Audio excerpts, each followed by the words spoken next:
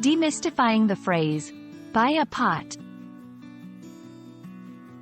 Hello, dear learners. Today, we're diving deep into a very specific English phrase, buy a pot.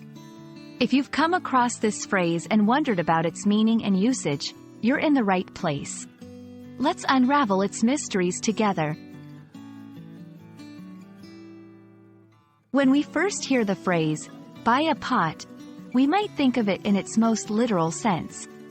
In this context, it means purchasing a container, typically made of metal or clay, which can be used for cooking or storing food. Pots are common kitchen items, and if someone says they need to buy a pot, they might be talking about getting a new one for their kitchen. Example, my old cooking pot broke, so I need to buy a pot from the store. Sometimes, English phrases can have idiomatic meanings that aren't directly related to the literal interpretation.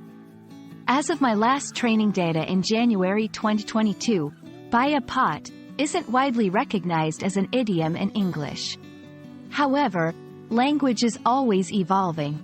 Always be open to the possibility that a phrase might take on new idiomatic meanings over time, or might have specific meanings in certain cultural or regional contexts. With any phrase in English, context plays a crucial role in determining its meaning. If someone is talking about their kitchen or cooking, they're likely using buy a pot in its literal sense. But always pay attention to the surrounding conversation or text to ensure you understand the intended meaning.